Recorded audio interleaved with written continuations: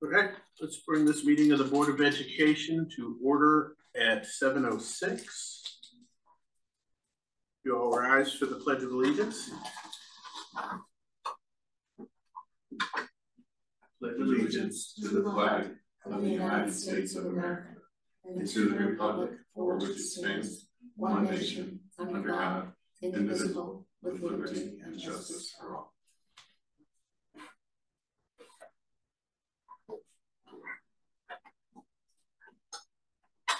All right. Welcome, everybody. Looking online, looks like between online in the room, we've got Dana and Bill and myself. Missing just Dan and Katie. Okay, good.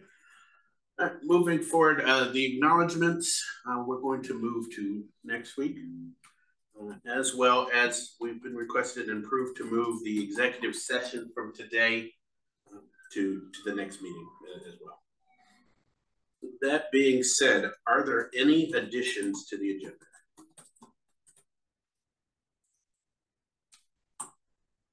Okay. Seeing none, I'll entertain a motion to approve the June 26th agenda or minutes. So moved. Do I have a second? Second. Any discussion?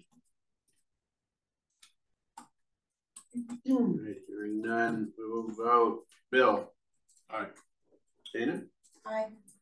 Greenie? Aye. Brian?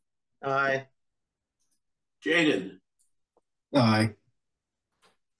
Jen? Aye. And I'm an aye as well. Motion passes. Mute my computer there. All right. Moving on to public participation. The members of the Tolland Board of Education welcome members of the public to share their thoughts and ideas at this time. When appropriate to do so, members of the board and the administration may respond to comments during points of information. However, in consideration of those in attendance and in an effort to proceed in a timely manner, follow-up discussion may need to take place outside of the meeting session. There's nobody in the room, but if anybody online would like to speak, please raise your virtual hand. Start with your name and address for the minutes, and we will have 2 minutes.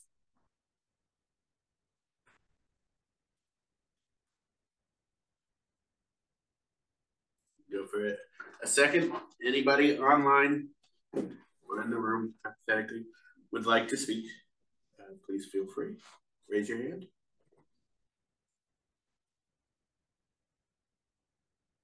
All right. Hearing none, we will close public participation. Correspondence. Bill? We had 3 emails come in from residents.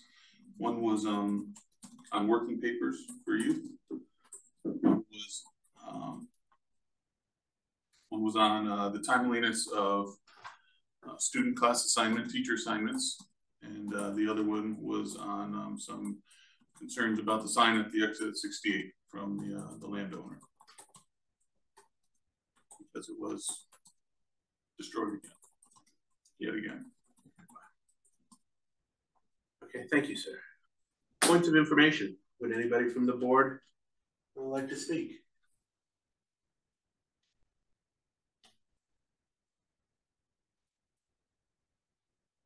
All right.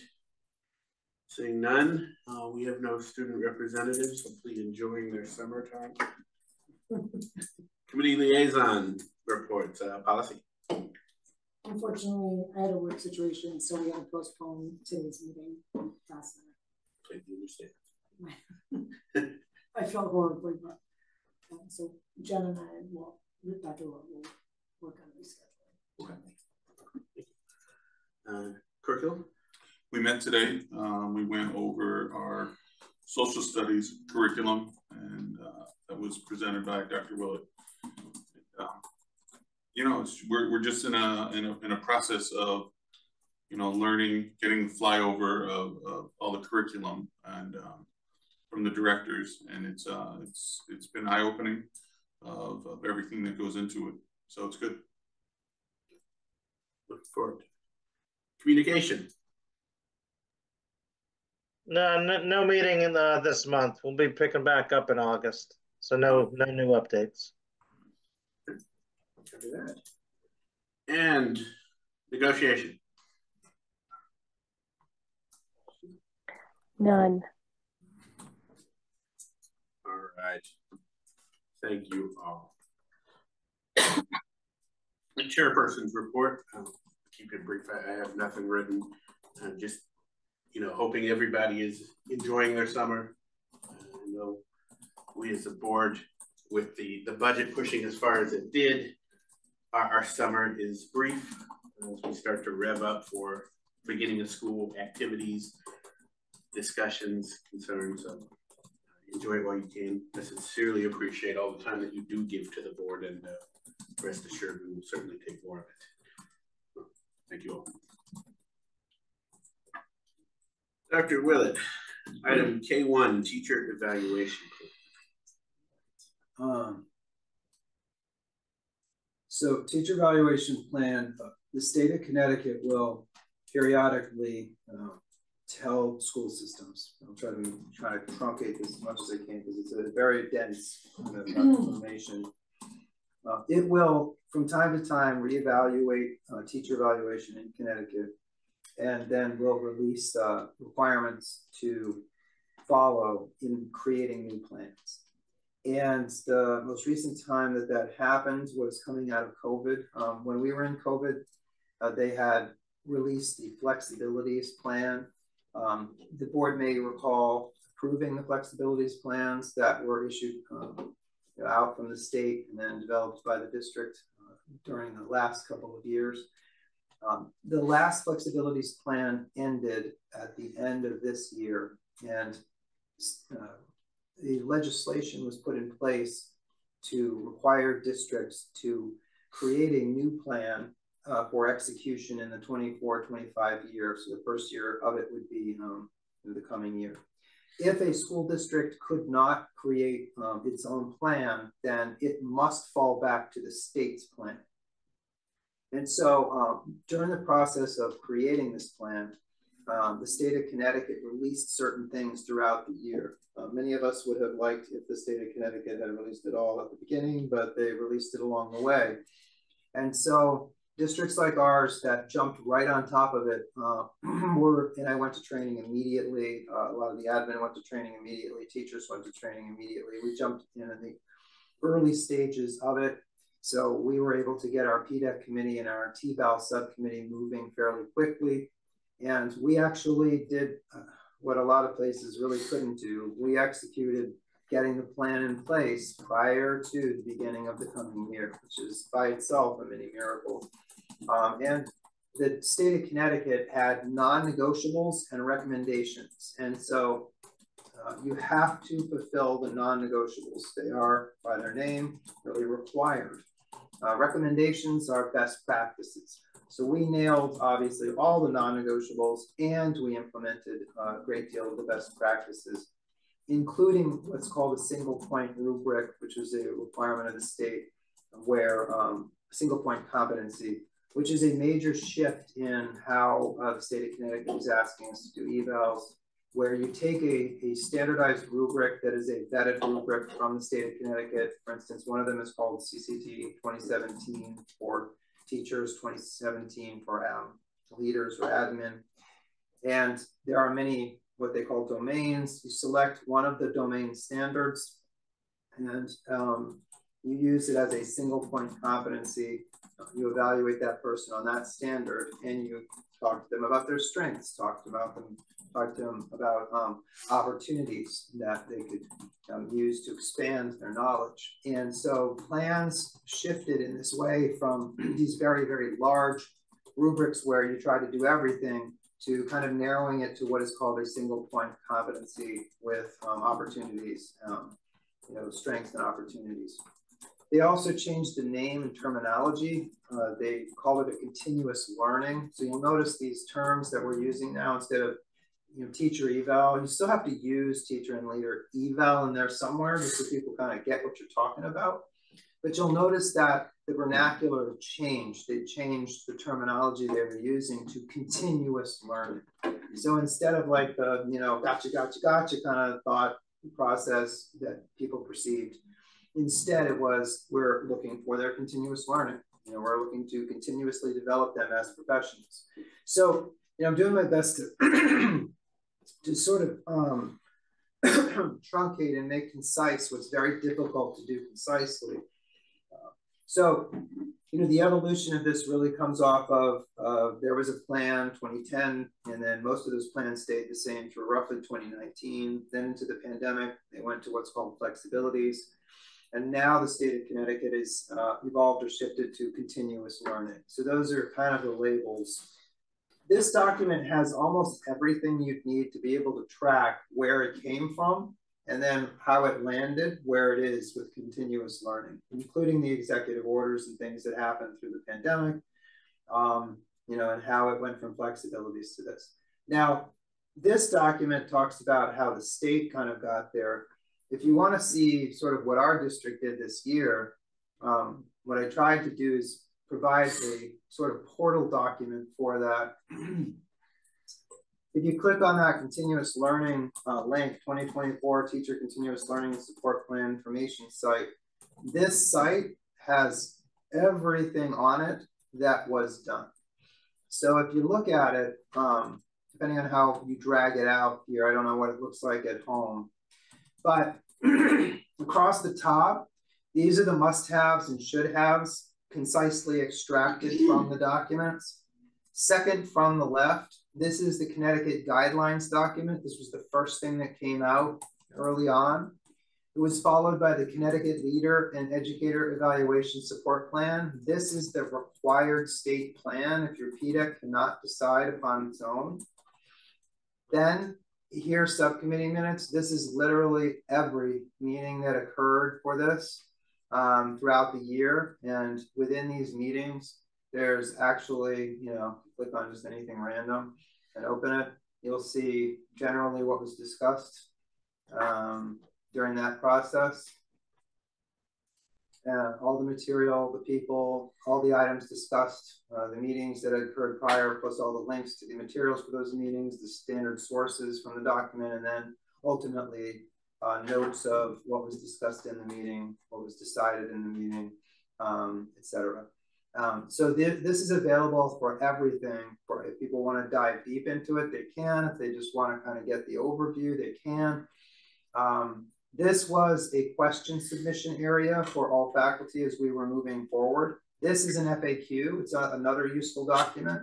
There's so much here. It's difficult to present, in a very, very concise way because there's just so much.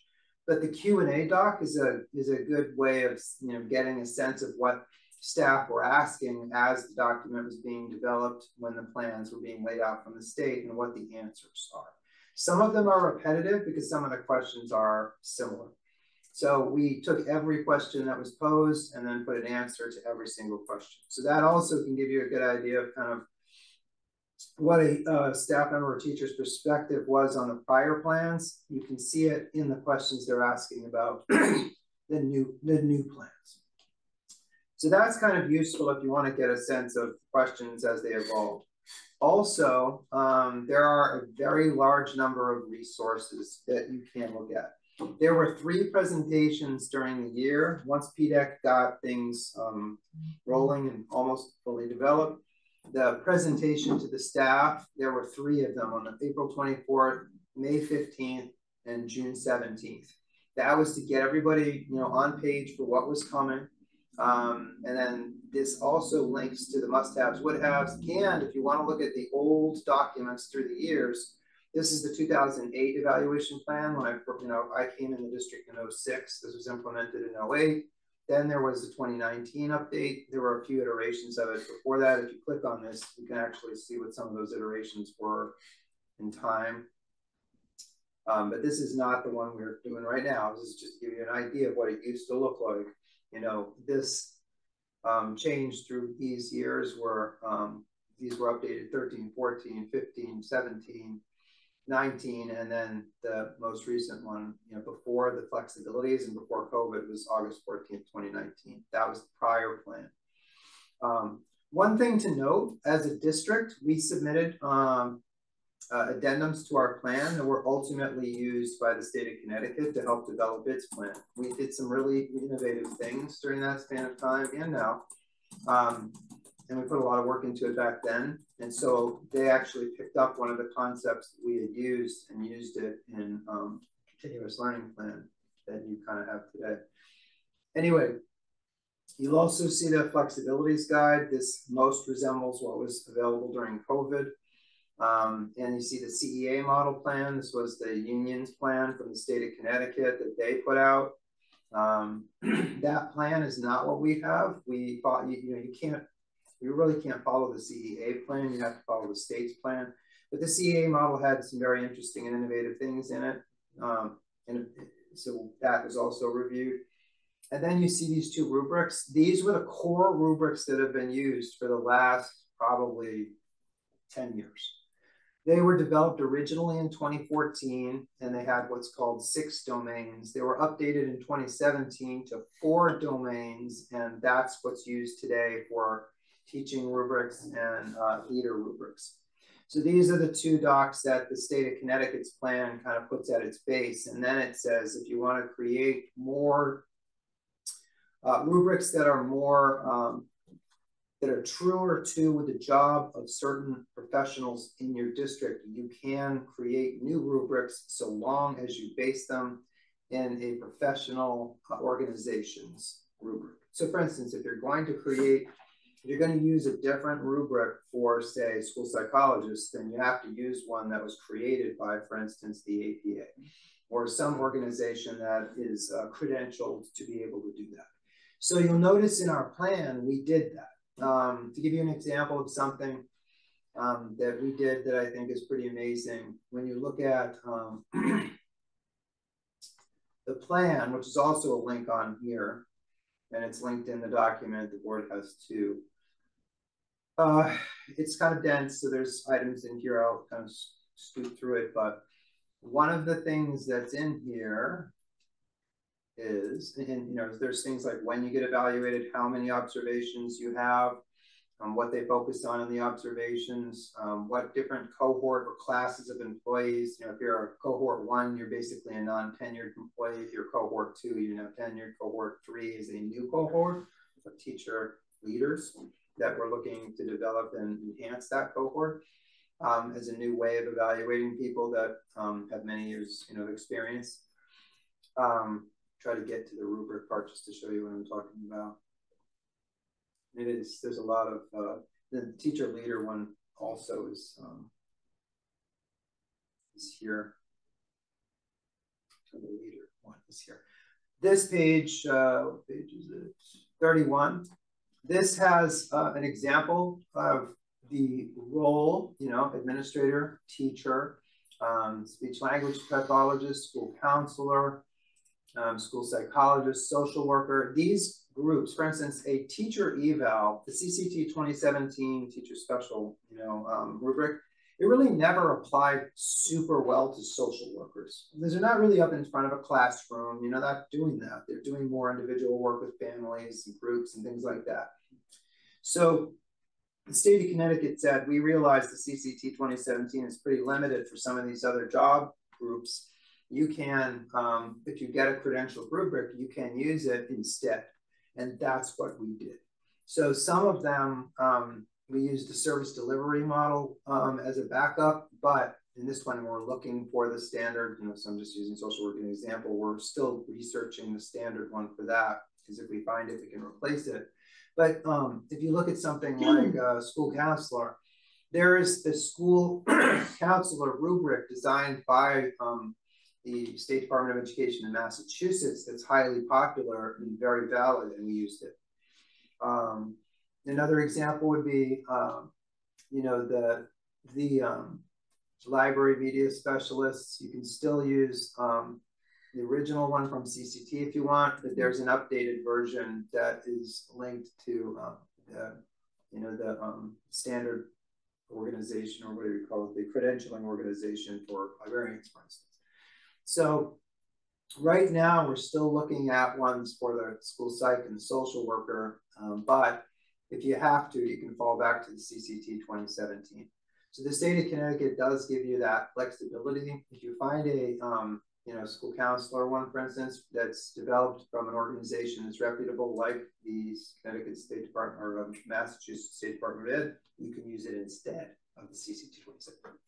So you can see kind of what we have and what we're using right now, although that can change. The other thing is, as long as it's a credential group. Now, the other thing to keep in mind is that the new plan also focuses on, it narrows down the kinds of things that you're evaluating on to page 9 here to 2. So there's 2 primary things you're looking for in most of the teacher educators. That's going to be development of new learning and impact on practice and impact on students. The short version is at the end of every year, these 2 things, there should be some evidence, considerable evidence of making progress on these. That's the shortest version I can give you of what the major shift has been. So instead of focusing on something like maybe more narrow, which might be a small group of kids doing a certain level of performance by a certain time, this is more developed, more focused on developing teachers' capacity, the teachers' efforts at developing their own capacity, and then what that increased capacity does, how that impacts students. So it's shifting the focus more to enhancing teachers' capacity, and then this connected impact on students. Whereas the language before was a little bit more directly focused just on student performance in its most granular form. This is focused on teacher growth. And presumably you grow the teachers' capabilities, then their impact on students grow, and that's what is required to be shown. So this is what the teachers are focused, are evaluated on, even though it's more our help. This is what you utilize in a summary at the end of a year to articulate with and to the teacher, where their progress was for the year and where other opportunities exist for them to continue to grow. If you look at the admin side of this, which is really the second part of the document, that also exists on the admin side.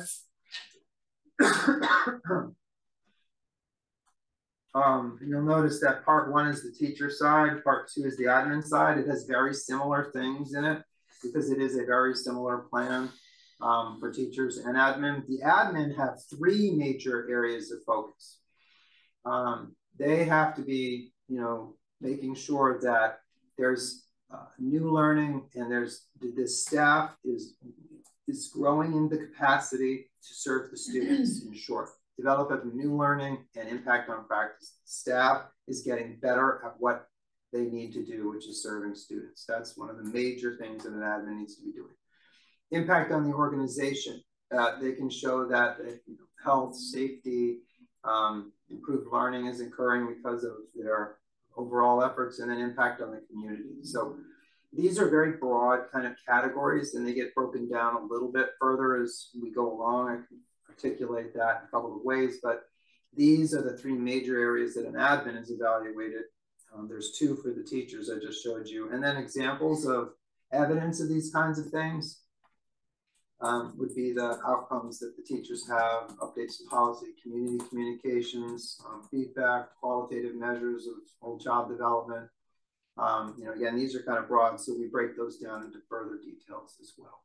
So one other area to look at here, there's also a support system for the admin, when they go in. Same thing for teachers. If they need help, they're growing in certain ways, learning in certain ways. There's tier 1 supports, tier 2 supports, tier 3 supports to support them. There's a process for managing people who, are not doing well. That's professional growth, and other terminology for it is intensive assistance. So once you've done tier 1, 2, and 3, If people are not responding to that, you would then put them on a professional growth plan, or you put them on an intensive assistance plan. This is all articulated here. There's dispute protocols articulated here. And the old way of doing school improvement plans was that we would do a separate document called an SIP, literally school improvement plan. The new way is that it's embedded in their continuous learning. So there's 5 categories that they would be focusing on and have to tie the work that they're doing to. And that's particularly for admin, because those 5 categories are, everything kind of falls under them. So I want to try to show you those as one other piece here, because you'll notice there's a lot. So I'm trying to truncate it into a chunk.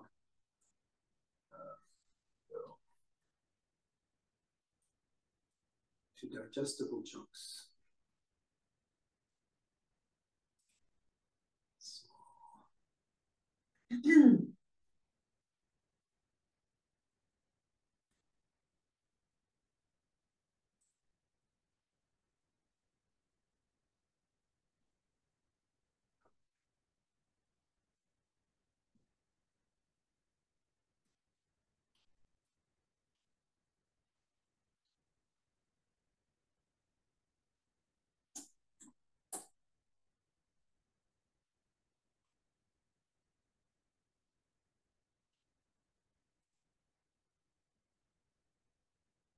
Well, there's also, just to fill some of the space here, there's glossaries for all the terms that people may not be familiar with.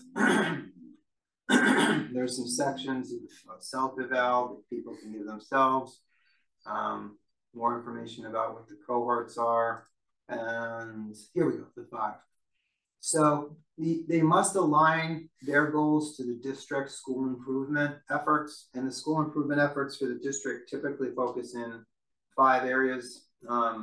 There's 3, but to make it align with the new plan, it used to be in the past, it was academics, it was culture climate, and it was what's called RTI, SRBI, which is strategic research-based interventions, response to intervention, etc. Now it's, I'm trying to see if I can pull it up. Now aligning those same general concepts to the state's plan, and using language that then allow, the kind of is, I guess the best way to say it is in alignment.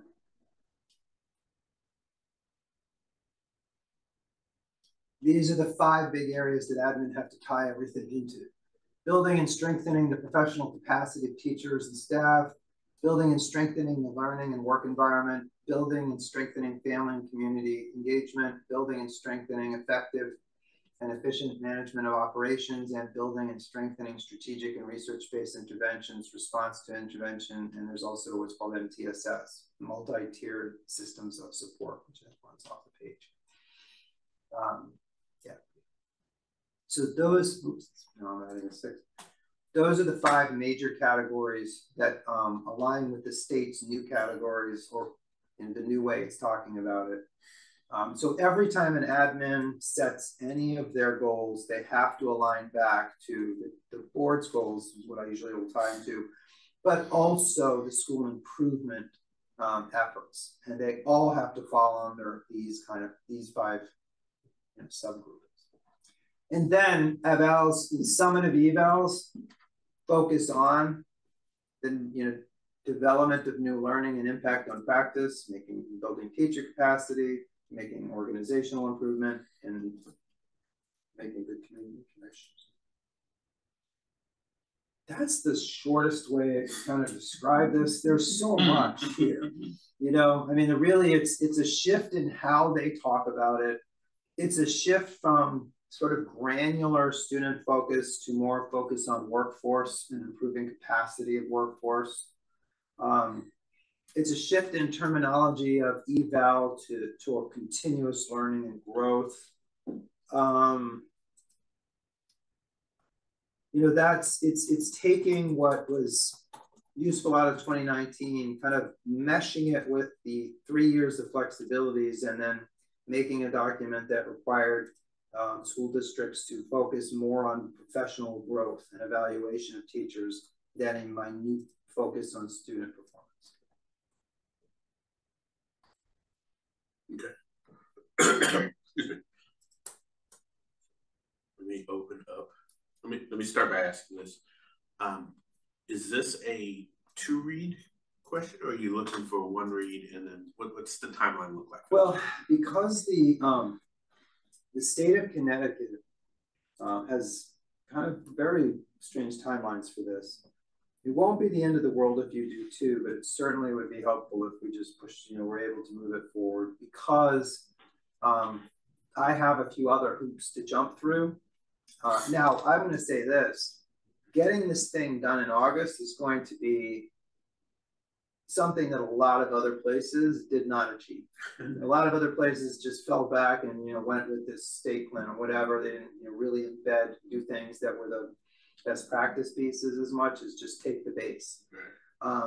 So we've done a tremendous amount of work. We can't change the non-negotiables. So there's not a whole lot of things we can tweak here from a, from that point of view. So if the board felt like it could move it forward tonight, that would be fantastic, because that just means I can, I can get some more things done that I would like to get done. If it wants to do a second read, by all means, go ahead. Hopefully we can move it forward by the 14th. That would be great too. Ideally, I would send this off to the state in the next 2 weeks. And just say, hey, now the state of Connecticut is not going to shoot this down. They're going to say, wow, great. And, I will predict that they will take this with open arms, that they're going to be fine with this, because we put so much into it. It can shop, and they can, when they go through it, they're going to see everything in it that the state wanted for its non-negotiables. And there's a lot of the best practice stuff that's in there too.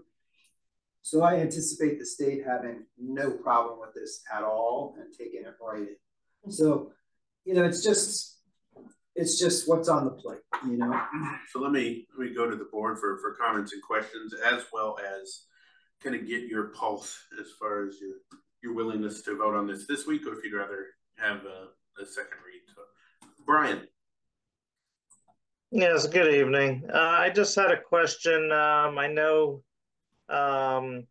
during the budget process, Walt, I know you had mentioned that there was some reviews that you were doing that were going to be taking more time in this upcoming moving forward. Which section of this is that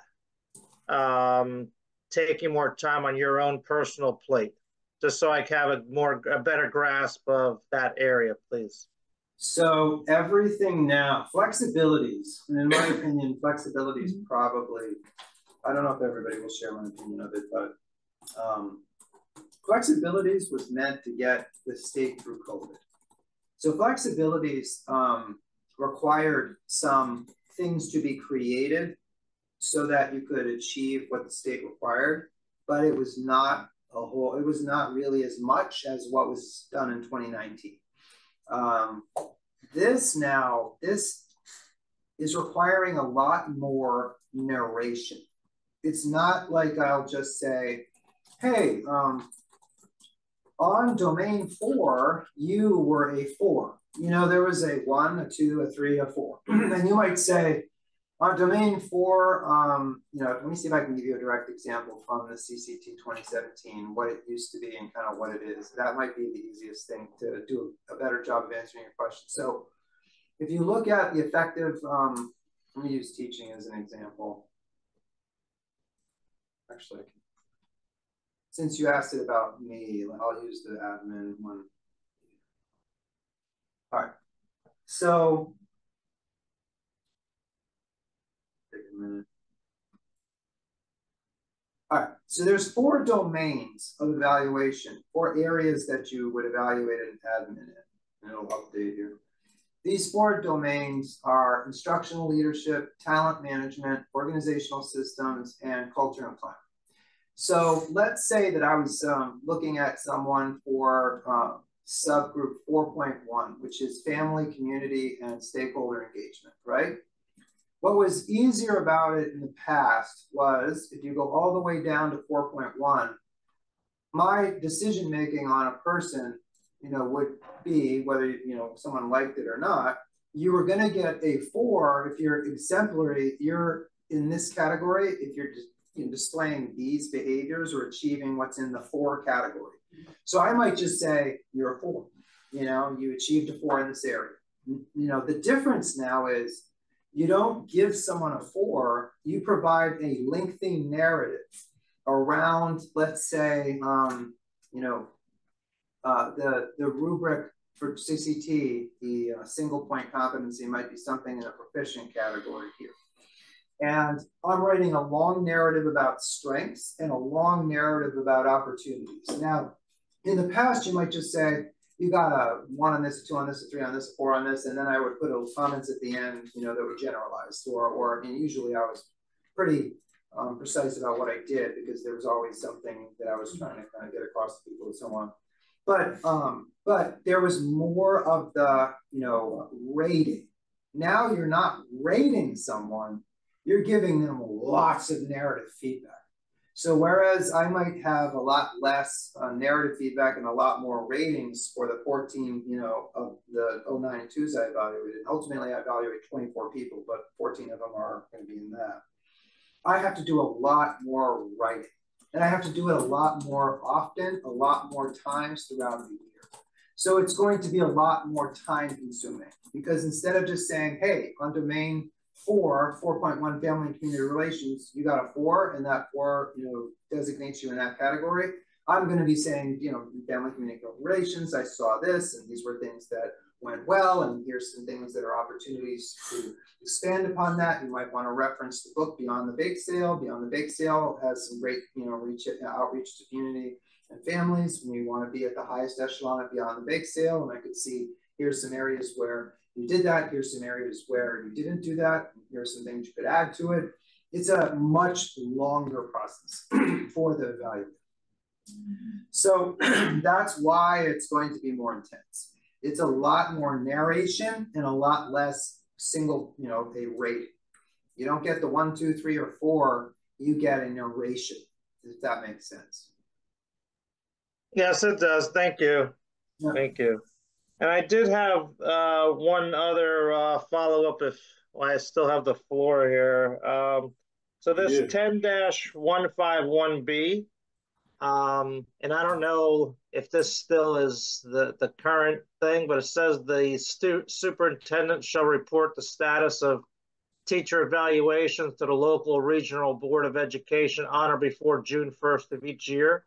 Has that been provided, or is this June 1st date no longer? How does that section of this narrative, I guess it's on the 4th line on my computer, first paragraph, relate to this area of evaluations? I'm trying to find which points of evaluation established in the state of Connecticut. I know we have to report to the state. Yeah, so it's in the sentence. It's in the sentence right before the reporting to the state. It's number 1. The state part is number 2, and number 1 is the report to the Board of Education by June 1st.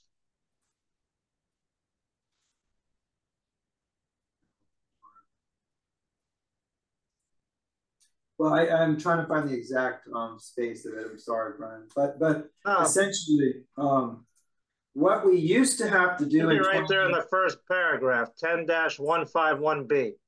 The superintendent of each local or regional board of education shall evaluate or cause to be evaluated each teacher. The teacher and its below the rank of superintendent employed by the specific this definition encompasses. It's right past the sentence after the collective bargaining. Where are you, Brian? I'm in section. I'm on the state of Connecticut. The link there. It's 10-151B. Teacher evaluations. Yeah. He's in the statute there. Yeah, in the statute, it says the superintendent shall report, and then there's a 1 in parentheses, the status of teacher evaluations to the local regional board of education on or before June 1st of each year. And it says, and 2, the status of information, it goes yada, yada, yada, as the part that Walt says he's aware of, the reports to the Department of Education. The first part is a report to us. Brian, are you actually in the statute or in Walt's write-up? No, I'm in the statute. Okay. Okay. He's actually in the link. Okay, all right. Yeah, I just clicked on the link. Yeah, if you scroll down here, scroll down to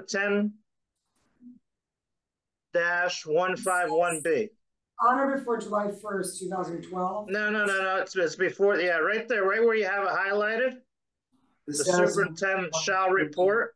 For June 1st of each year, the status of the implementation teacher evaluation and board program. So no, the first part, not the second part, the first part only. Just stop before you hit and. Yeah. So here's the thing with the 141B. So or 151B, kind of everything in the kitchen sink is in here. The status of teacher evaluations, that's in kind of ambiguous sort of broad thing.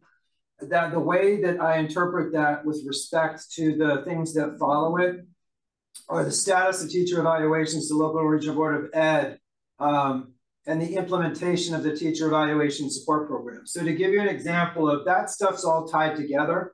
So an example would be, you may recall in the last couple of years, probably each year in the last 2 or 3 years, I've come back to the board with, do you want to re-up the flexibilities plan? And the board would say yes or no, and you guys said yes. You said yes, we renew the flexibilities plan. That's the status of the teacher evaluation stuff. That's the status of teacher evaluations. So the 2019 plan also was approved by the Board of Ed. And then the COVID plans, there was 3 of them, the flexibilities plan, they were approved by the Board of Ed. Now the June 1st deadline is almost impossible to hit. For instance, the state of Connecticut's deadline for the submission of the plan to the state of Connecticut, so to speak, for this is August. There's no way I could have reported status of teacher evaluation to you prior to August because we don't have it done by June 1st. So that piece of it, I think, is just more broadly interpreted as whenever you're going to make an adjustment to the teacher evaluation plan, you need to be updating the board and having the board vote on changes to the teacher or leader evaluation plan. That's the spirit of that. The other thing the state used to do is the state used to say, how many, what do they call it? No, they didn't call it effective. We call it effective. But you'd report how many, below basic, how many proficient, how many, we call it effective and exemplary. They call it proficient, and I'm just going to say exemplary. You'd have like 10 of this and 25 of this and 30 of this. And one of the complaints about it is that the categories became meaningless. And so the new plans, the continuous learning plans, completely abandoned the categories because you don't have a category of exemplary teacher anymore. There is no category of exemplary. So there's no way to report to a board or to a state that you have 15 exemplary teachers because no one's labeled with exemplary and no one's labeled with proficient and no one's labeled with below basic or any of that stuff. And that's true of the last 3 iterations, the last 3 cycles of teacher evaluation plan. They didn't do that either. There was no effective, there was no exemplary. They didn't rate them that way. So at least not in the way that they did back when they originally designed this in like the 2010 to 2014 to 2019. So this is very broad, I think, and what it means is you're updating the board on the evaluation program. We can't go through every teacher evaluation because board members and the public are not privy to a teacher's summative evaluations as individuals. You can see letters of reprimand, but you can't see their summative evaluations. A board is not privy to that, nor is the public privy to the board to a teacher's summative eval.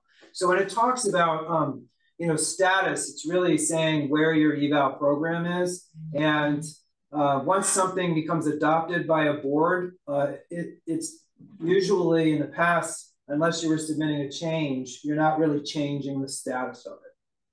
So the 2019 plan was the same status we were in for 2020. And then after COVID, it became the flexibilities. And each year of the flexibilities, the board got a flexibilities plan, reported to them and adopted it. You know, that's really the status of the eval programs at each iteration in time. But they can't always, you know, they can't always hit June 1st because we don't even have everything from the state by June 1st sometimes for what they require. Okay. All right. Thank you. Thank you. Other questions, comments? Dana? So if I'm understanding this correctly, this is just to ensure that we're staying in compliance and that we have a structure around when our admin team meets with the respective educators and gives them guides to have it. So again, our purview would be to ensure that this is approved and instituted, I guess, or set into action, right? Yeah. And then this is for you and your team to execute accordingly for every educator. What I like about how detailed, first of all, I like the multiple levels, because I hate when it's just like 1, 2, and 3, like either you're below average or whatever, like there's nobody. So I appreciate there's multiple categories, and I like the fact that you have the detail of wins and opportunities, right? So that even if they are exemplary, there's still room to grow. I think this is a win for everybody because it keeps you all kind of on the same page and the guidance. And I like what culture and climate. That was fantastic because I mean you have to have all of that. It's all part of the entire educational experience for our educators and our students. I think that this kind of hits all bullets. I think it's very transparent and direct, but then with also, like, I mean, like you said, you could say, okay, you're 1, 2, or 3, and then you have generic comments on the bottom. How is that fair to anybody working in any role? You know what I mean? So I definitely think that this gives us a lot of opportunity for the team to give accurate assessments to the team of that. So I like the thoroughness of it. I would be comfortable voting on tonight. I think it's the right thing to do to get this in motion because as we talked about it, it would have, according to the statute, was earlier the better, right? So we can get it executed. That's kind of where I'm thinking. Anybody else? Dr. Willett, I did have one question. How does, or doesn't, you know, the change in implementation of what we got here, how does that affect existing negotiations, or is that built in? It does not, because the state of Connecticut has non-negotiables and best practices. It doesn't. I'm trying to think of the right way to describe this. Negotiations kind of impacts everything, right? But you can't change the non-negotiables. So in negotiations, you can't say, well, we're not going to, you know, have this when it's in the state's requirements, right? So it cannot change state requirements, but it could impact how we do our steps. You know, there may be different steps in the future. You know, it can impact how things change moving forward. And maybe you're not looking at the teacher anymore as a BA, MA 6 year. You're classifying teachers in different groupings for the steps than you did before. So it may provide some new thinking about that kind of thing, but nothing that the state has said as a non-negotiable can be changed by any contract. So implementing this now would not require any sort of change in what we have from a contractual perspective. It might in the next one, but right now. Yeah, it's not really going to change anything contractual.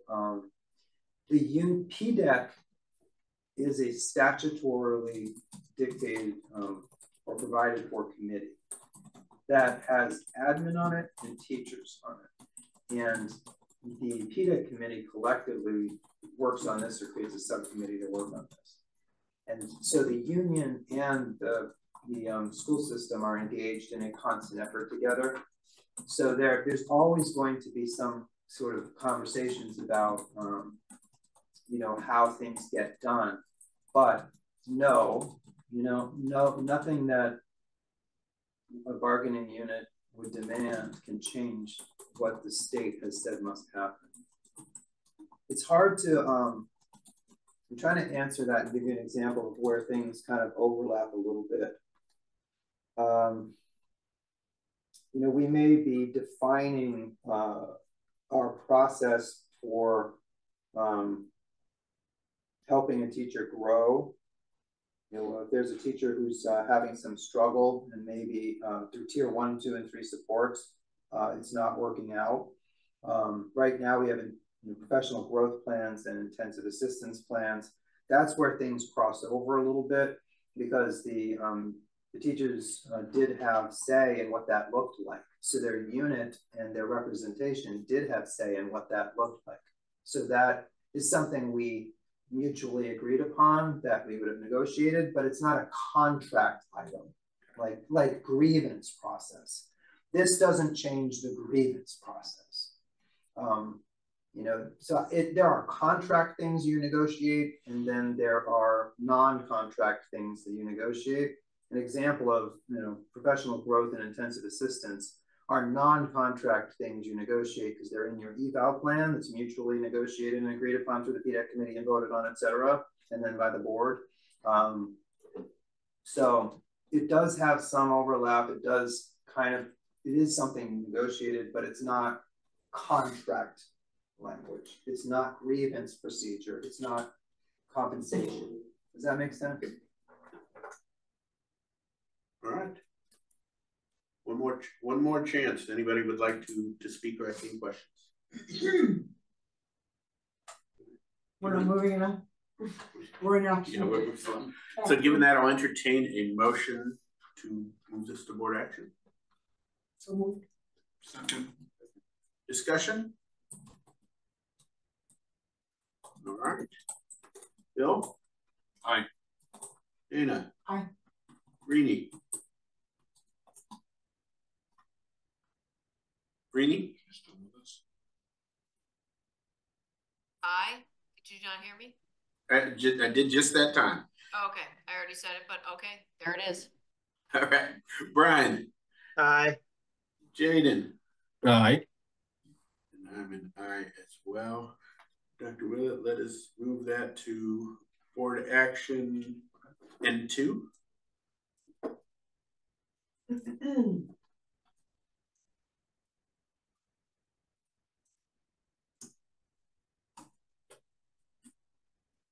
Okay, great. And then so item K2, the state delegation to town council.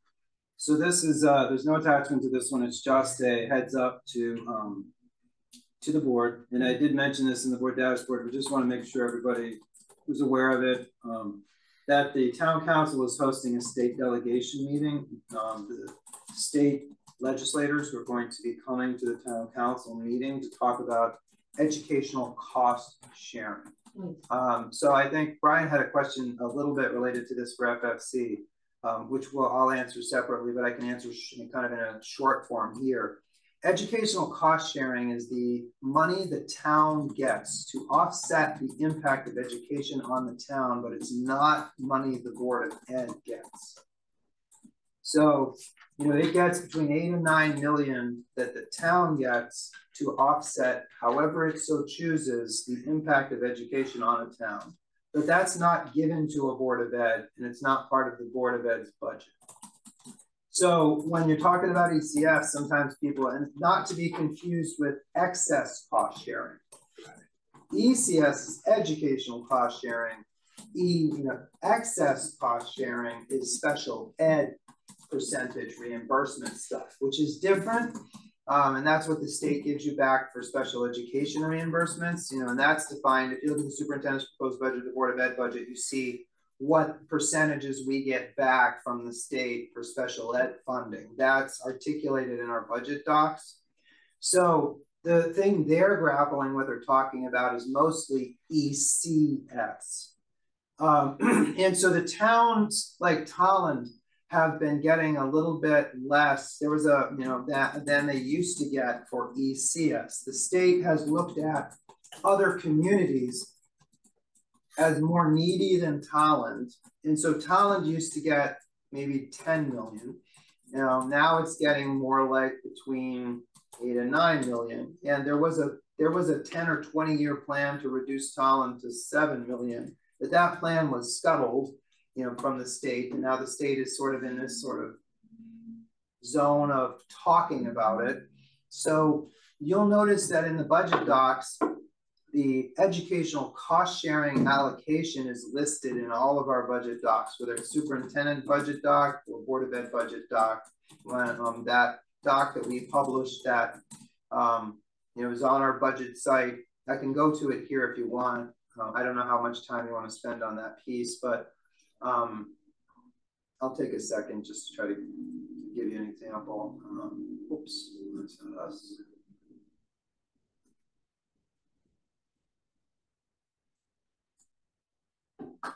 This page here,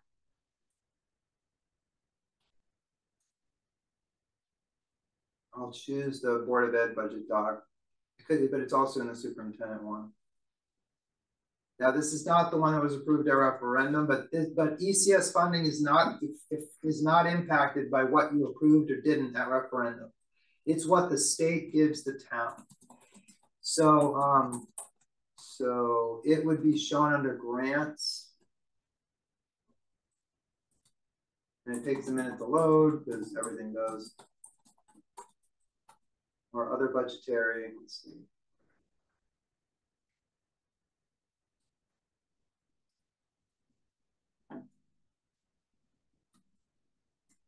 Here it is, sorry. Budget funding estimates. You see the local ECS, I know it's really small, but if you open the document by yourself and on your own, you can see it. You can see what the allocation was for fiscal year 24 and then what was projected for 25. That's roughly what the town was getting to offset ed costs. So when they say we got 200,000 more than we anticipated, that 200,000 is not coming back our way. That's going into whatever town, fund they put that in, whether it was, what was that, tax stabilization or whatever. I have to look back at the minutes, whatever they did with that. But that money goes to the town for offsetting. So it's in the docs. You can see how much it is. Anyway, that's what they're coming and probably will be talking mostly about. Will be the educational cost sharing and why Tolland is maybe getting less than it used to, and is that right? And it may not be. There'll be some, I'm sure, feelings that that's not fair, and it'll give the town council an opportunity and the board an opportunity, if you go, to express your feelings about reducing the ECS funding to Tolland. And then it'll probably branch off into other kinds of conversations that the state legislators might entertain. And you could also talk about special ed funding if you wanted to. If you wanted to, talk about special ed funding, in that same document, there is a special education section, and it explains how excess cost funding is generated. Which is a different thing than educational cost sharing, right? So you can get a sense of that, and then maybe talk about that with them as well. This is the calculation for excess cost sharing, and that's different. So anyway, they may or may not entertain a conversation about that because nobody knows what that is from year to year. The state sets that. That's a different conversation. So it's not like that won't come up, but I think what's going to be the focus is probably the big $9 million chunk. And so anyway, this was to just make sure board members were aware. It's on the dashboard, but also, please know they're coming September 10th if you want to engage. So in that invitation, in that notification you were sent on that, did it indicate if the board would have a chance to pose questions or if they were only coming from the council? It just said the purpose of the meeting is to discuss educational cost sharing to the town. It did not specifically say that. I'll reach out to Kate. Yeah, I think when we see the agenda, we'll get a sense of. I'll touch base. Yeah. Do we have a? Is it going to be all three of them, or do you know which ones are? The way it was described to me is a state delegation. I'm assuming it's all of them, all three, but maybe they'll include, you know, some others. Any questions, comments from the board? All right.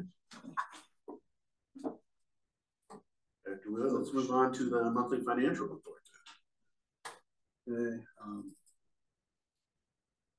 Sorry, this is not opening. Seconds.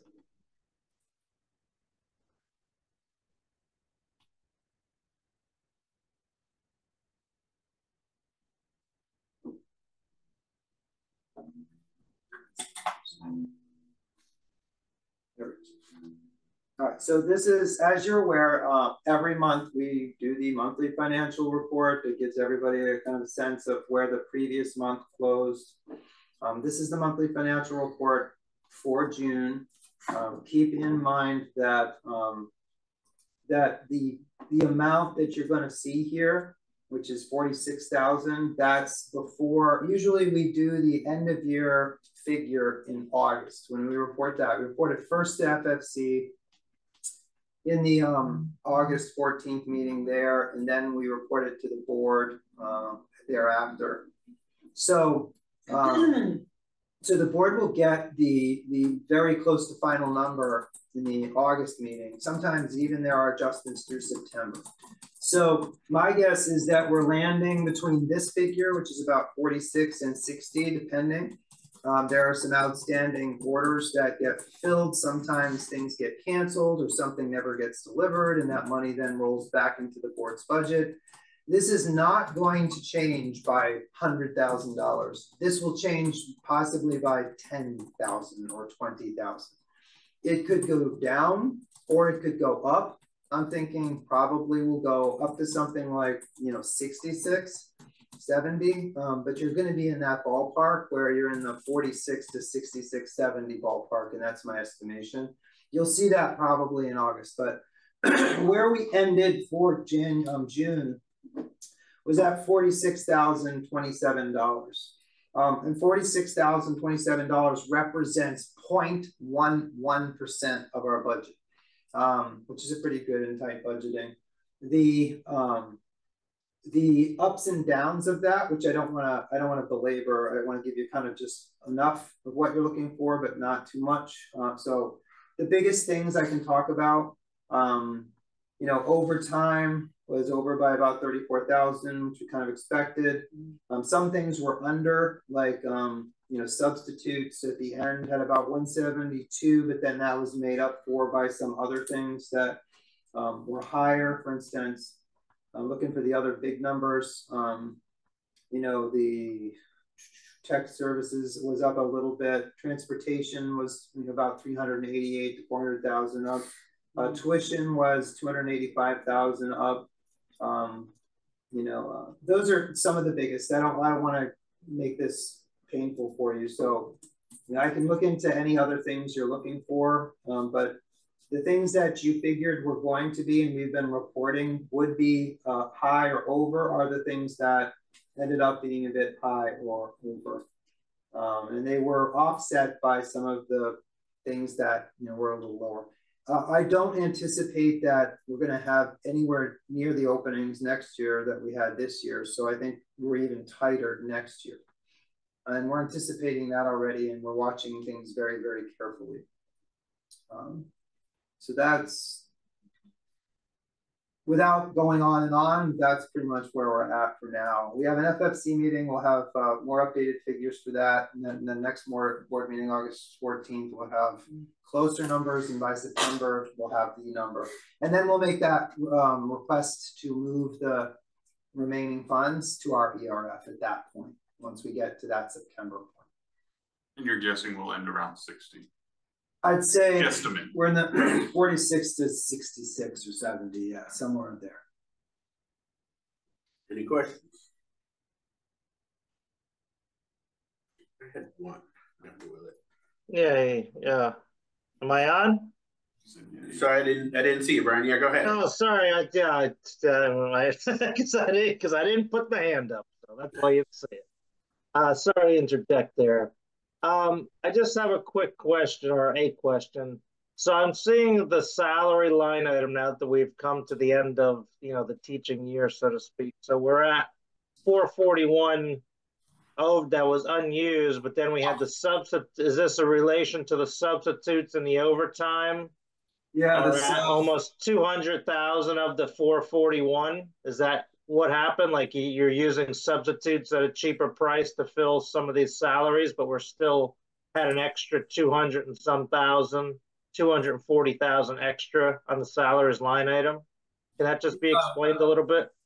Yeah, it's the substitutes for the 172, and then the 34. There's extra duty. There's some over budget on some of the other categories that we had to pay people for, certain stipends, things like that. There's a shift in, over budget in health and disability and life because fewer people were paying in than anticipated.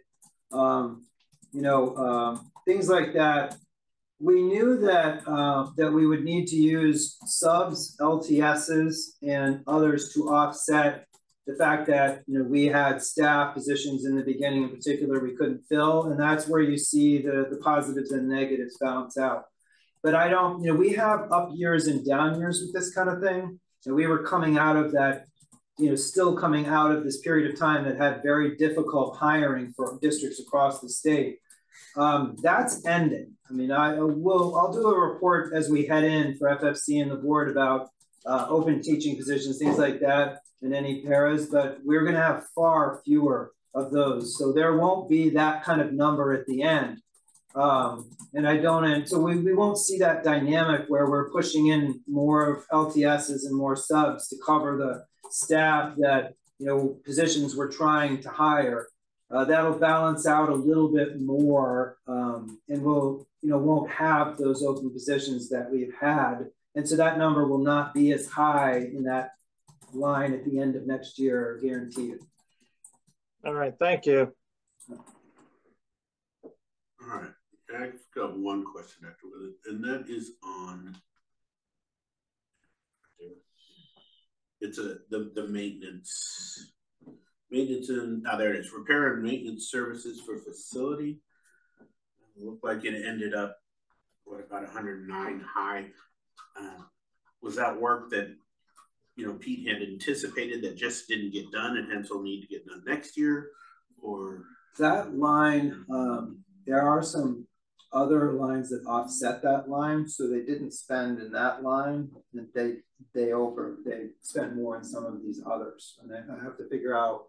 So that line 430 was kept a little high to cover some of these others, and I can go into what those offsets were and just have to look that up a little bit. Which ones can let me put something together to take the FFC, and I just want to make sure that while I recognize that we ebb and flow and that we've got offsets that go in there, I want to make sure that the work that was budgeted for there still got completed, if that makes sense. Yeah, we found ways of making that work. Yeah, I will do that. I know that they offset a couple lines with that. Didn't spend there, so they could in others. So I'll, then they're all facilities related. I think it was on a variety of, for instance, doors. We didn't anticipate. This is an example of something like that, although it may not be specifically the thing that's making that 109. But we had to spend on door inspections for our fire doors that were closing, and we didn't anticipate that on every single door in every building across the district, and that's coming at a cost that was not seen. So some of that had to be spent, and so it wasn't spent in some other areas like this. And that's ongoing. That's going to impact us into the coming year. Repairs, sealing, and things like that. So I'll look at. I'll get an answer for FFC for that. Thank you. All right, any other questions or comments on the monthly financial? When is that next FFC meeting for everyone in the town, please? I believe that is August 14th. Let me confirm that. I just want to make sure, but I believe it's August 14th. All right, thank you. All right. After we let L2 tuition rates.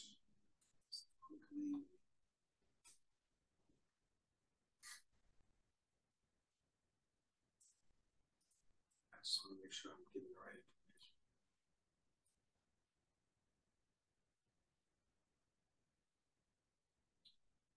information. Yeah, it's August 14th. Okay, sorry. Okay, so the next, we move on to the next item? Yes, sir. Okay. So the next item is tuition rates. These don't have to change every year, but they are now changing. You know, as the per pupil expenditures sometimes shift, they do generally shift. We will then charge tuition rates for individual students commensurate with or taking into consideration per pupil expenditure, and then other additional costs we might have or incur if a student is going to tuition in. So for instance, I have 3 kids. If I wanted one of my kids to come to Tolland, I would come to you, the board, you know, as a superintendent, say, can one of my children attend? And you might say, sure, what grade are they in? And I would say, you know, going in as a senior, and you'd say, okay, well, the cost for a senior is $23,960. Write us a check for $23,960, and your child can come to the Tolland Public Schools. That's essentially how it works. So that's not necessarily the figure you might have if you're doing an aggregate contract for hundreds of kids, but it is the rate that you generally would use for anyone wanting to come into the district at these age levels or for any of these particular programs. So if somebody wanted to put a child in our LEAP program, they would pay us a weekly rate of $656 and an annual rate of $23,960. If that child had certain special ed needs that are, you know, beyond just certain basic things, that would be maybe $933. If they're in the ABA program, that would be $933 a week, $34,000 a year. How many kids do we have paying tuition like that? We don't have any tuition kids at the moment. We did have one a little while back. Would there be a reason? So what's the approval process? You're done with your break. I'm sorry. Yeah, the short version is just updating you on the tuition rates. There they are, and ask questions more. Because I was going to ask Bill's question. How would someone go about applying for this? And they can reach out to my office and say, I would like to have my child attend the Tolland Public Schools. Anybody. And then I can approve them coming, yeah. As long as they pay that. As long as they pay that. Unless we're talking about a contract that is in like an entire district of kids that we're making a mutual agreement with, then those rates aren't necessarily the ones you're using, because you're getting there's a higher scale. You're getting a lot more out of the situation because you're getting a lot more kids. This is a singular rate generally. So if 10 kids come from 10 separate families, roughly that's what they're paying. If 100 kids were coming from another place, you would negotiate that separately potentially. And because if you're negotiating that, that's generally not going to include special ed costs. It generally will not include transportation costs. Generally, a district you might make a deal with, if you were going to make some kind of deal, they would pick up the cost of transport. They would pick up the cost of additional special ed. They would pick up costs that's assuming we're paying. So when you're paying the you know, 3,000 at the high school, we're taking care of your transport. So I guess the question would be, so if someone were to attend Vernon or like E.O. Smith for their ag program, that's totally separate than the tuition, right? So I guess what separates, like, what's the difference between someone wanting to go to a program and getting approved to go to like EO and the ag program where Tolland pays for that, versus when they're coming to us and having to pay tuition? The state of Connecticut prioritizes agricultural education as one of the things that they basically require districts to support. If you do not have it here and a child wants to go to ag ed program, you're not in the position of saying no to that. The receiving school could. You as a district or any district would be compelled to send that child to that program if they wanted it because you don't have it. And that way they continue farmers and more farmers in America. That's specifically that. So the thing about it is you do generally have a relationship with an ag program that kids will go to, but if you're in a region that has multiple ones, so for instance, we happen to be in a place where there's one at EO and there's one at Rockville, and they're pretty equidistant. People have come up and said, I want to go to EO. And if they have a program at EO that Rockville doesn't have, then generally you send them to EO. Once you've sent a kid to a ag school, for the next 3 years, if anyone asks to go to that ag school, they can go to that one. So we had Rockville as the ag school in the past, but Rockville didn't have everything EO had. So some people came up and said, we want such and such program that EO had. And so we have the kids go to EO. And once you open the door to EO, now for the next 3 years, you have to offer, you have to let them go to Rockville or EO. But for us, it really doesn't matter where they go because you're going to, you have to pay. I guess that was my question to that sending district every time anyway, whether it's Rockville or EO. And for us, it's never been, well, not never. Actually, there was one child who went really pretty far distance, but that wasn't ours to transport. They chose something, like I'm trying to remember where it was, but it was quite a distance. But it was something to do with their family, I think, in the area. They liked that program. So most of the time, 99%, it's either EO or Rockville High.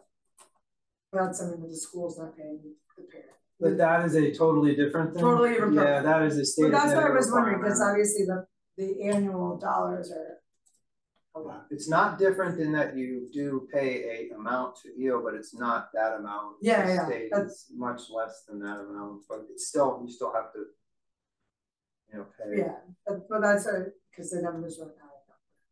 Yeah, and in the budget documents, there's intra-district, meaning between district tuitions. That's what you're looking at for when kids go to some of the charters and things. That's what Tolland's paying for those kids to go to. Any other questions? Yeah. Are these numbers actual cost? Yeah, that's what they'd write the check for. They are projected actual costs, but this is our cost. You're not going to ever want to be negative. Right. So these are conservative to the district, their protection. And they are PPE plus a little, for contingency. Yep. Okay. Good. Any other questions?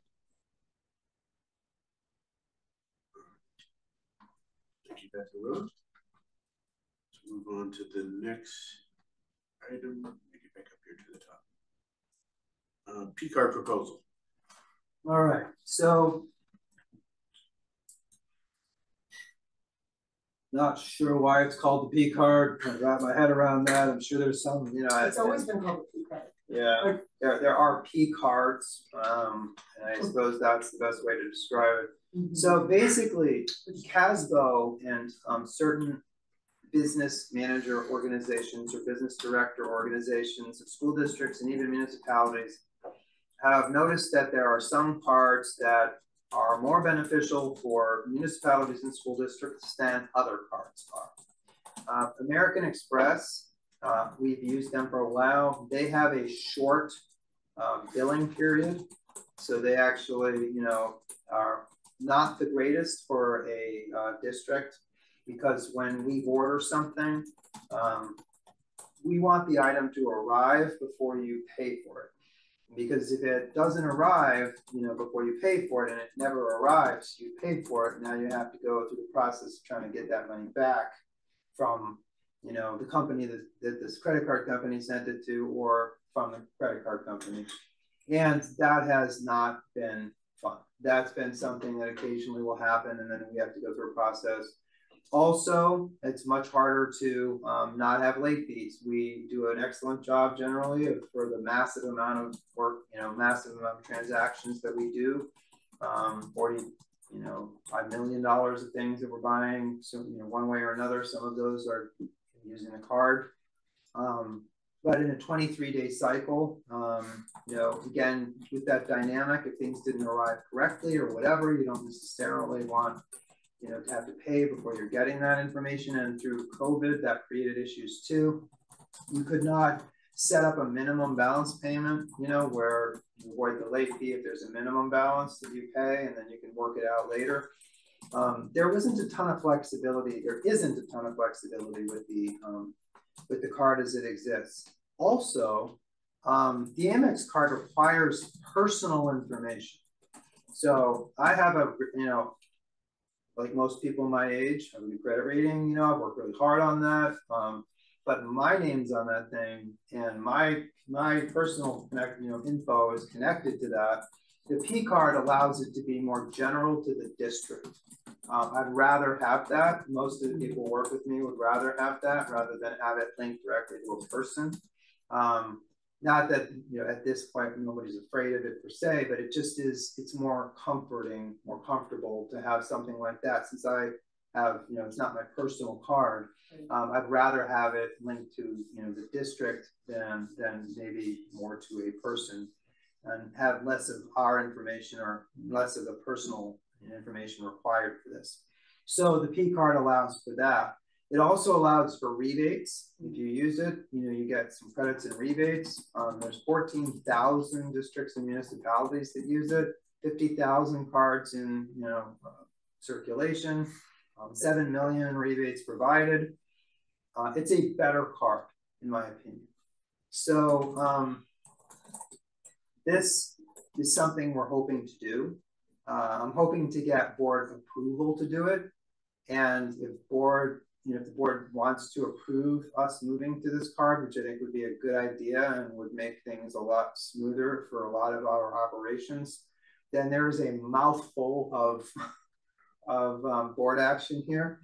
And then ultimately what we would do is I would have the board chair sign with me, you know, on the documentation to acquire the card. That's not going to be an unusual thing for a P card. And the site is there, the flyer's there, the application is there, so you can see everything. You open up for discussion? Questions. Is there a difference in interest rate, and do we carry a balance typically over from month to month? We don't usually carry. We try to pay everything the same way we'd always try to pay everything, but in case something did roll over, I think you can set up this so that you're not getting dinged for it. And we're only talking about a $10,000 credit. Right. It's not a tremendous amount. It just helps us not get dinged the way that it's not the 23-day cycle. And we're doing it well, but it's just stressful to, you know, manage. This would be a little bit more forgiving. Me?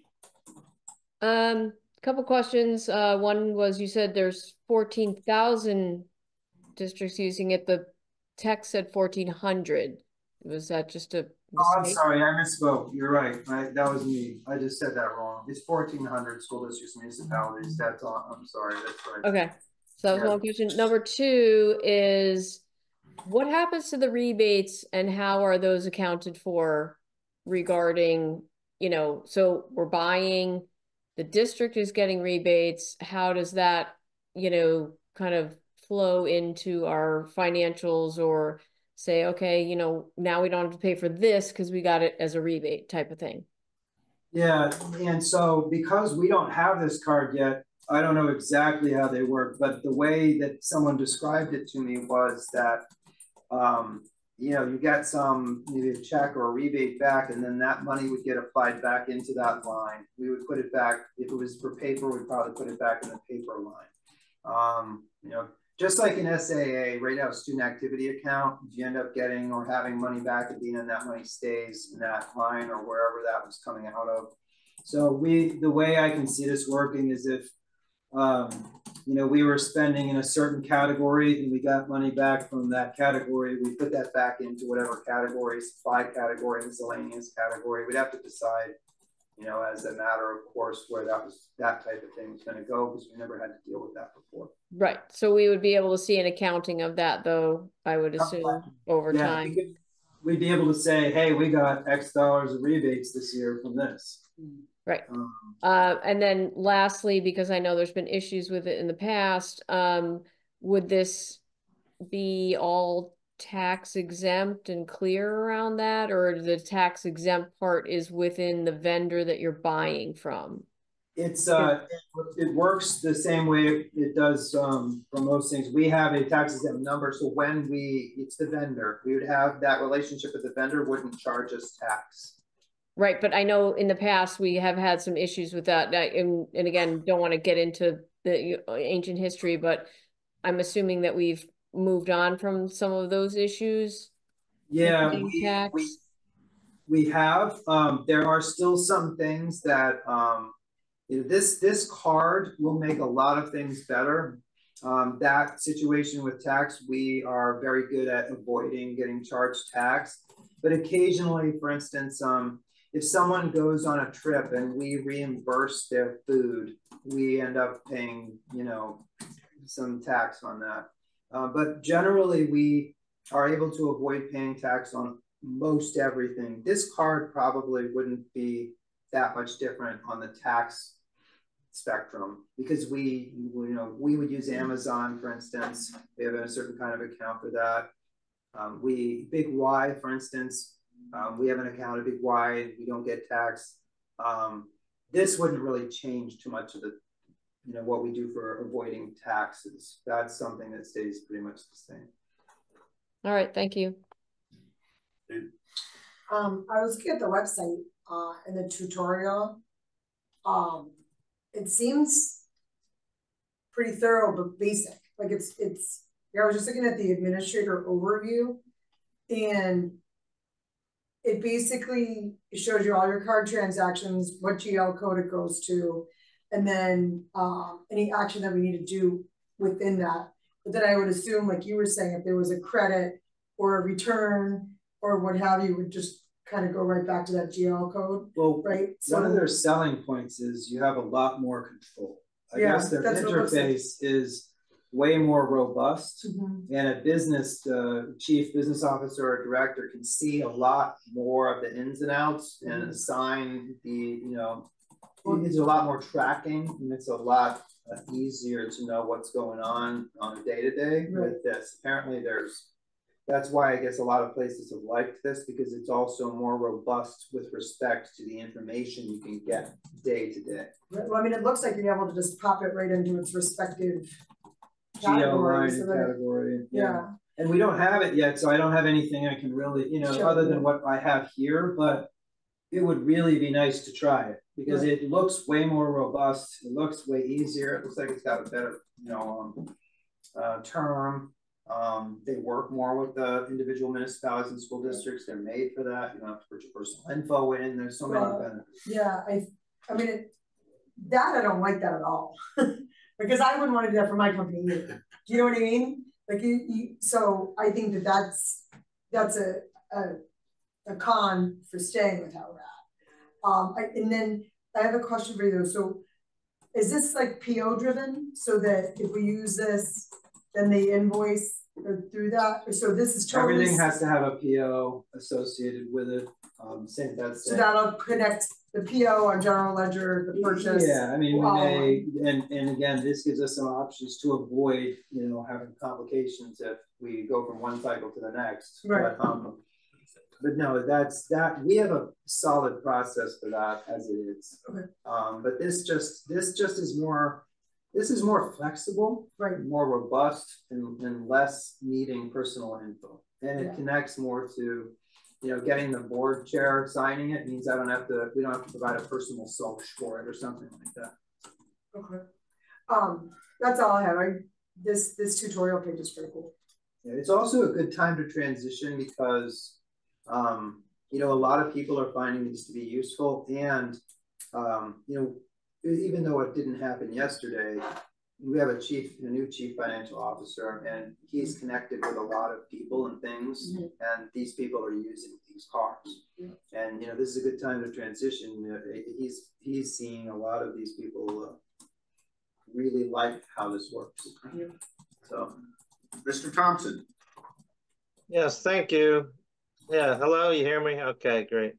Yeah, I just want to, I guess my one concern is, and I don't know if it's a real concern or not, but I just want to make sure that when this card is that we're not, you know, being either mandated or swayed into using these association sponsorships just to get a little rebate that we're still unknown of what the rebate cycle or payout is versus actually going out and, you know, finding real savings out there instead of just looking for the rebates. That's my only hunch when I start thinking about districts or companies or whomever using these associated sponsor for rebates and stuff. You get into a trap that using something that's even more expensive to the district, and that is a big concern of mine using this.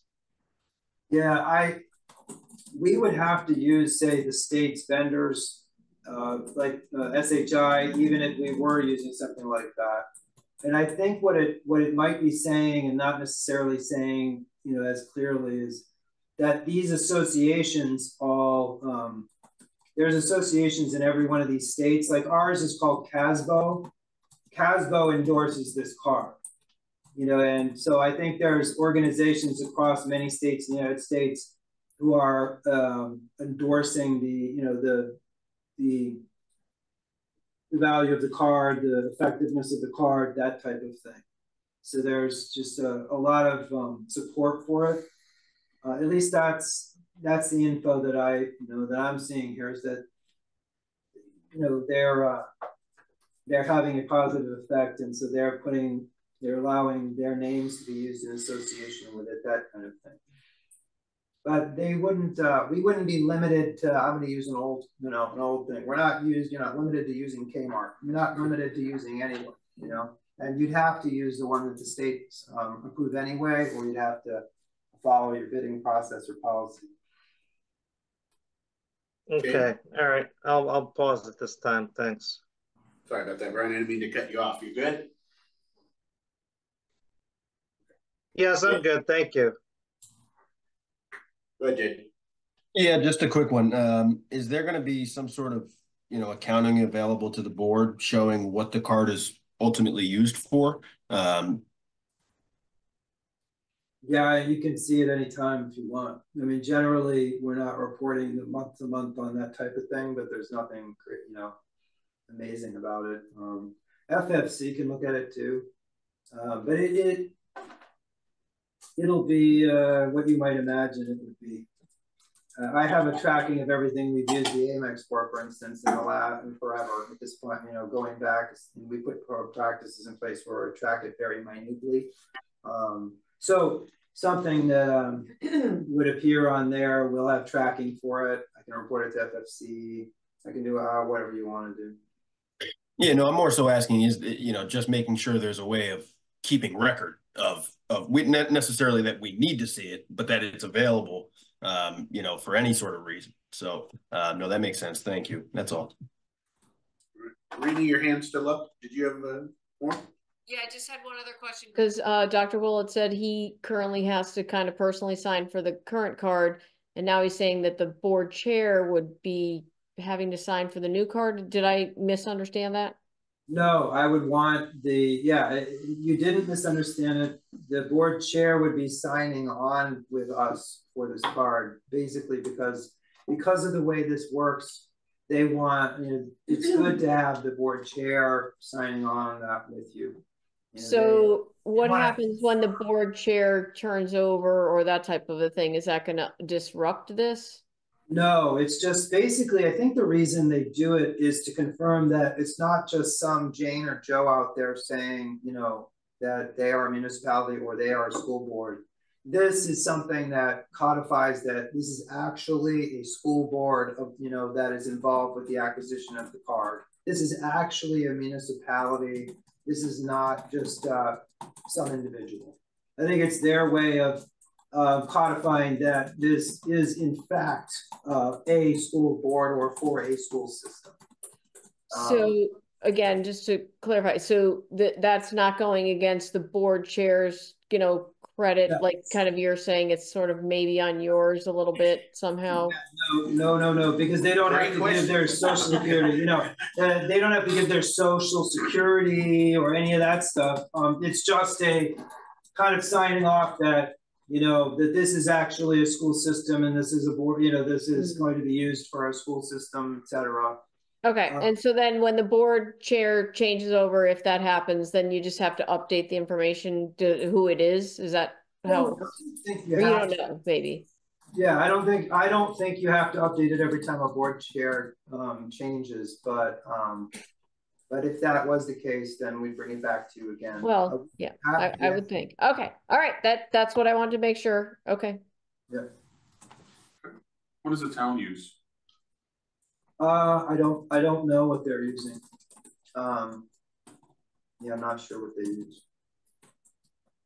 Just curious. They might decide to use this. I was just gonna say, is there an option to jump on with what they currently use and maximize any type of benefits if we're gonna increase spending on the same type of account? Yeah, I don't, it may be in the future. I don't think they use the Amex. I don't think like that, but if this is successful, maybe they would. I think some of this, when we get into it, I think years from now, there may be some opportunities for that kind of thing. Perfect. Entertain a motion to move this to board action. So moved. Second. Any discussion? All right. Bill? Aye. Dana? Hold on a minute, please. I have my hand up. If I apologize. Didn't see it. My apologies. All right. I would like to pause this just for Dan's review as the chairman of the finance. And I'd also like to see if we can go back and, or not go back, but inquire what the town has, is utilizing, as Bill had stated. I think it's a very good idea. And the third thing I would like to see, there's an email here, if we can reach out about the rebate program. If you guys don't want to do it, that's fine, but that's my view of it. Thank you. Understood. Let me back up then. Whoever proposed, was it? Dana, did you did the motion? Would you like to withdraw your motion or continue? Can I ask another question? Is there anything pressing about this? No, it's just, no, I mean, just another thing. Yeah, it's just the Amex card is just not, this would be better than that whenever we get it. So, but we're not under any timeline crunch, there's anything no ticking right clock or anything like that. I can reach out and ask what they have in the town. I can ask what the rebate program. I don't know how much more info I'm going to be able to get on the rebate program. I can find out what the town does, and then there was one other, right? And having Dan. Oh, right, FFC. Okay. Yeah. All right. Yeah, I'll withdraw it. I think it makes sense if we're not. All right. If there's one person not on board, since there's no time crunch. Then that's good. I think so, we already. So what? Let's let's make sure this shows up on FFC's agenda. And Brian, to your point, let's get Dan's thoughts, and then if you can find out what the town does, and we'll put it on an agenda after that. Thank you. Oh, thank you both. Thank you both. All right, we have no old business. Moving on to board action. Dr. Willett, homeless children. All right, so you recall that this was presented previously.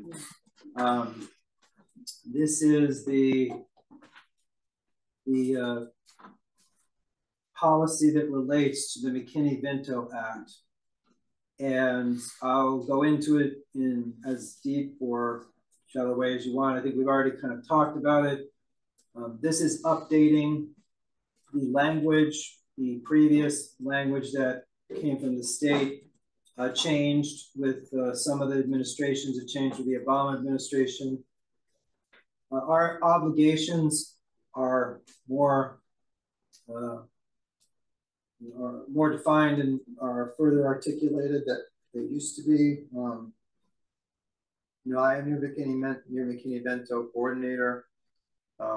We do have families that obviously fall into these categories. So this just helps us have the most recent language related to it. All right.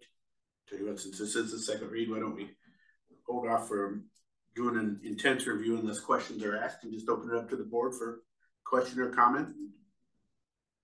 And it's policy chair, if you'd like to reply to any, please feel free. Any comments or concerns? I'll just say I've personally seen this in action and it works. Yeah. So. That's awesome. And I think Dr. Will was pretty thorough when we reviewed it. I think it's phenomenal. I'm just thrilled about it. So that being said, I will entertain a motion to approve the changes and updates to policy 5302. So Second. Any comments or concerns? Discussion.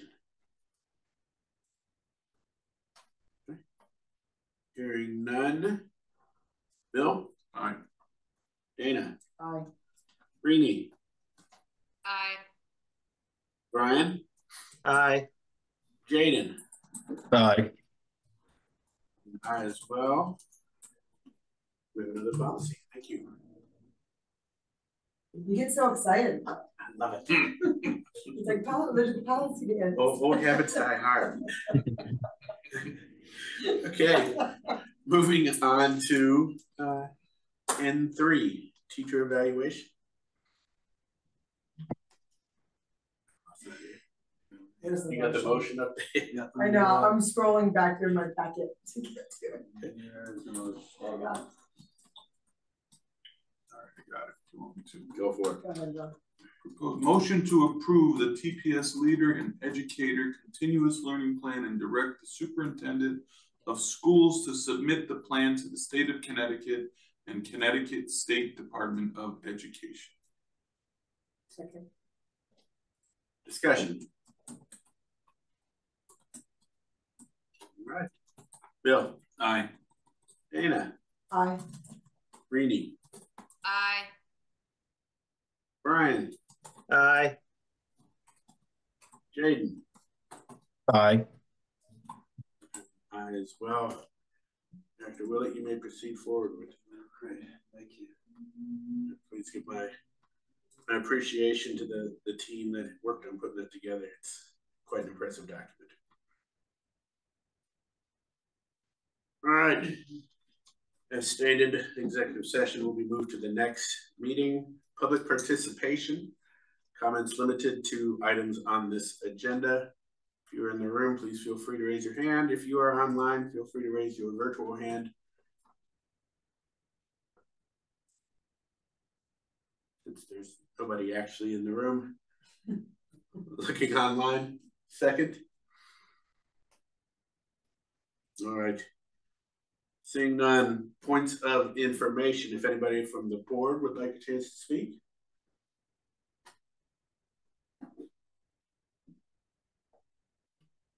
All right. None. Dr. Willett, anything coming up in the future? Lots of things, but nothing you want to hear about right now. But yeah, there'll be many opportunities. The new instructional rounds.